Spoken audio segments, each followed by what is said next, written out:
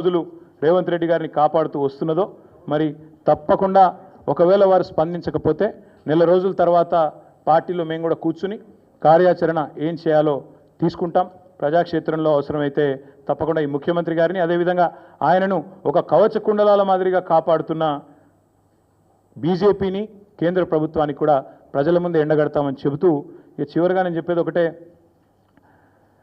మొన్ననే పాలమూరులో సిబిఐ దర్యాప్తు అక్కర్లేదు, పాలమూరులో అవినీతి ఏం జరగలేదు పాలమూరు రంగారెడ్డి ప్రాజెక్టులో అని చెప్పి స్పష్టంగా సుప్రీంకోర్టు తీర్పిచ్చింది. ఇంకొక వైపు సొంత పార్టీ ఎమ్మెల్యేలు 30% కమిషన్లు లేనిదే ఇక్కడ ఏ పని జరగదు అని సొంత పార్టీ ఎమ్మెల్యేలే కుండలు బద్దలు కొడుతున్నారు. అట్లాగే సొంత మంత్రులు క్యాబినెట్ సహచరులు స్పష్టంగా చెప్తున్నారు, మా మంత్రులు పైసలు తీసుకుంటారు లేకపోతే ఫైళ్ళు కదలై అని చెప్పి పాపం నిజాయితీగా ఒప్పుకుంటున్నారు. ఇంకోవైపు సొంత మామ పిల్లనిచ్చిన మామ కాళేశ్వరంలో అవినీతి ఎక్కడిది మన ఎక్కడిది, 1,00,000 కోట్ల ప్రాజెక్టులో 94,000 కోట్లు ఖర్చు అయితే అలా 1,00,000 కోట్ల కుంభకోణం అని ఎట్లా అంటారు, ఇది అసంబద్ధం అని చెప్పి సొంత పిల్లనిచ్చిన మామ చెప్తా ఉన్నారు. కాబట్టి ఫ్రస్ట్రేషన్లో రేవంత్ రెడ్డి గారు ఏవేవో చేస్తుంటారు, ఏవేవో లీకులు ఇచ్చి ఏదో రకంగా మీడియా మేనేజ్మెంట్ చేసి నేషనల్ హెరాల్డ్ కేసులో ఛార్జ్షీట్లో పేరు వచ్చిన కొన్ని పత్రికలు అయితే రాయలేదు. మాకు చాలా ఆశ్చర్యంగా ఉంది, ఎంత బాగా కవర్ చేసుకుంటూ వస్తున్నారంటే రేవంత్ రెడ్డి గారిని చాలా ఆశ్చర్యంగా ఉంది. ఇట్లా కూడా చేయొచ్చా అని. అంటే ఇంత పెద్ద కేసులో ఇంత పెద్ద మ్యాటర్ వస్తే ఒక ముఖ్యమంత్రి పేరు వస్తే ఇదే కేసీఆర్ గారి పేరుంటే రాకపోదురా? ఇదే కేసీఆర్ గారి పేరుంటే కోతికి కొబ్బరి చిప్ప దొరికినట్టు కొంతమంది సంబరాలు చేసుకుంటూ పేపర్ల నిండా తాటికాయంత అక్షరాలతో రాసేటోళ్ళు ఇలా రేవంత్ రెడ్డి గారికి కవరింగ్ ఇచ్చేందుకు చాలా కష్టపడి కాపాడుతున్నారు. వారందరికీ నేను చేసే విజ్ఞప్తి ఒకటే, మీరు ఎన్ని చేసినా ఎంత గింజుకున్నా ఈ మీడియా సంస్థలు ఎంత తాపత్రయపడ్డా ఆయన మీకు ఎంత అడ్వర్టైజ్మెంట్లు ఇచ్చినా ఎన్ని రకాలుగా మిమ్మల్ని ఫోన్ చేసి బెదిరించినా ప్రజలకు విషయం అర్థమైపోయింది. ఈయన ఒక లొట్టపీసు ముఖ్యమంత్రి, ఈయనతను ఏం కాదు అని అర్థమైంది. కాబట్టి మీరు కూడా దయచేసి నిష్పక్షపాతంగా వార్తలు ప్రజలకు చెప్పండి. లేకపోతే సోషల్ మీడియా ఉంది, మీరు చెప్పినా చెప్పకపోయినా సోషల్ మీడియా ద్వారా ప్రజలకు అన్నీ తెలుస్తాయి.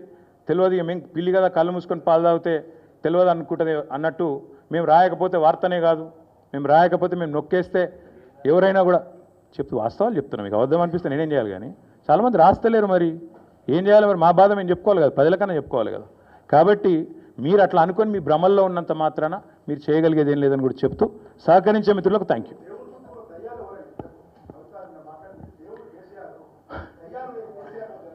బ్రదర్, మీకు ఒక మాట, ఇంత ఇంపార్టెంట్ ఇష్యూ చెప్తే నువ్వు దేవుడు దయ్యం అనబడుతుంది. ఇప్పుడు ప్రస్తుతం మాకు తెలంగాణకు పట్టిన దయ్యం మాత్రం రేవంత్ రెడ్డి. ఆ రేవంత్ రెడ్డి అనే దయ్యాన్ని ఎట్లా వదిలించాలా అనేది మా తాపత్రయం.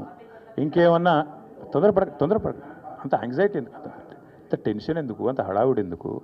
నేను చెప్పేది ఏమంటే తెలంగాణకు పట్టిన శని కాంగ్రెస్సు, తెలంగాణకు పట్టిన దయ్యం రేవంత్ రెడ్డి. ఇప్పుడు ఆ దయ్యాన్ని శనిని ఎట్లా వదిలించాలనేది మా టార్గెట్. ఇక మీరు చెప్పే టెన్షన్ ఎందుకే అంతగానో మాట్లాడినారా, ఎందుకు అంత ఎగబడుతున్నావు?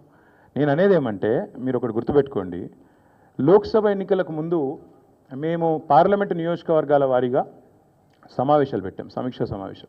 ఇక్కడ అసెంబ్లీలో ఓడిపోయాము, ఎట్లా ముందుకు పోవాలని చెప్పి దాదాపు 17 రోజుల పాటు మీరందరూ చూశారు. ఇక్కడే వేల మంది కార్యకర్తలతో కూర్చొని దాదాపు 7, 8, 9, 10 గంటలు వారితో చర్చించాం. ఆ ప్రాసెస్లో చాలామంది డైరెక్ట్గా మైకులో మాట్లాడిన వాళ్ళు ఉన్నారు, కొంతమంది చిట్టీల మీద రాసిచ్చిన వాళ్ళు ఉన్నారు, కొంతమంది కేసీఆర్ గారికి ఉత్తరం అందించండి అని చెప్పి ఉత్తరాలు ఇచ్చిన వాళ్ళు ఉన్నారు. కాబట్టి మా పార్టీలో we encourage open culture, democracy కాబట్టి, డెమోక్రాటిక్ పార్టీ కాబట్టి, ప్రజాస్వామిక స్ఫూర్తి ఉన్న పార్టీ కాబట్టి మా పార్టీ అధ్యక్షుల వారికి ఎవరైనా సూచనలు చేయాలనుకుంటే ఉత్తరాలు రాయొచ్చు. అదేదో చాలా గొప్ప విషయం అన్నట్టు మీరందరూ అంత బాధపడిపోవాల్సిన అవసరం ఏం లేదు. నేను అనేది ఏమంటే మా పార్టీలో డెమోక్రసీ ఉంది కాబట్టి మా పార్టీ అధ్యక్షుల వారికి మా పార్టీ నాయకులు ఎవరైనా సరే అప్పుడప్పుడు సూచనలు సలహాల రూపంలో లిఖితపూర్వకంగా ఇవ్వచ్చు, ఓరల్గా ఇవ్వచ్చు, రకరకాలుగా ఇవ్వచ్చు. అట్లాగే నేను ఒక మాట మాత్రం చెప్తాను, మనం ఎవరైనా సరే పార్టీలో ఏ హోదాలో ఉన్నా కొన్ని విషయాలు అంతర్గతంగా మాట్లాడాల్సిన విషయాలు అంతర్గతంగా మాట్లాడితేనే బాగుంటుంది. పార్టీ ఫోరమ్స్ ఉన్నాయి, అధ్యక్షుల వారితో కలిసే అవకాశం ఉంది, లేదా ఆఫీస్ బేరర్స్ ఉన్నారు, కలిసి చెప్పుకునే అవకాశం ఉంది. కాబట్టి అంతర్గతంగానే కొన్ని విషయాలు మాట్లాడితే బాగుంటుంది. అది అందరికీ వర్తిస్తుంది, వీళ్ళకి వాళ్ళకని కాదు, అందరికీ వర్తిస్తుంది. తప్పకుండా ఎవరమైనా ఒకటే, ఈ పార్టీలో అందరం కార్యకర్తలమే, అందరికీ కూడా ఇదే సూత్రం వర్తిస్తుంది. కాబట్టి మీరు కూడా దయచేసి ఇంత ఇంపార్టెంట్ ఇష్యూ మాట్లాడితే దీన్ని మళ్ళీ మీరు, నాకు తెలుసు మీ సంగతి, you are intelligent, unfortunately I'm also intelligent. కాబట్టి నేనేమంటానంటే మీరు ఏం పెడతారో, మీరు ఏం హెడ్డింగ్ పెడతారో తెల్లారు నాకు తెలుసు, మీ బాధలు కూడా నాకు తెలుసు, మీ మేనేజ్మెంట్లోకి ఉండే అవస్థలు నాకు తెలుసు, రేవంత్ రెడ్డి గారి ఒత్తిళ్లు తెలుసు. కాబట్టి నేను ఎక్కువ చెప్పను. ఒకటి మాత్రం చెప్తాను, మా పార్టీలో డెమోక్రసీ ఉంది, మా పార్టీలో సలహాలు సూచనలు ఎవరైనా ఇవ్వచ్చు, ఎట్లా అయినా ఇవ్వచ్చు. గతంలో పార్లమెంట్ సమావేశాల సందర్భంగా లేఖలు వచ్చినాయి, సూచనలు వచ్చాయి. అట్లా వచ్చినప్పుడు వాటిని ప్రజాస్వామికంగా స్వీకరిస్తాం. థ్యాంక్ యూ, మీ అందరికీ థ్యాంక్ యూ. నేషనల్ హెరాల్డ్ విషయంలో ఏమైనా అడగదలుచుకుంటే బ్యాక్ టీవీ కానీ ఇంకో టీవీ కానీ అడగచ్చు. నేషనల్ హెరాల్డ్ విషయంలో ఏమైనా మాట్లాడదలుచుకుంటే మాట్లాడండి, చెప్తాను. మిగతా విషయాలు ఆల్రెడీ నేను చెప్పాను, అంతకంటే ఎక్కువ చెప్పాల్సిన అవసరం. నేషనల్ హెరాల్డ్ విషయంలో, యంగ్ ఇండియా విషయంలో, మీ కుంభకోణం విషయంలో మీకు ఏమైనా అడగదలుచుకుంటే అడగండి. ఓకే, అన్ని పార్టీలో ఉంటారు. రేవంత్ రెడ్డి కోవట్లు ఉంటే ఉండొచ్చు, ఏముంది అందులో.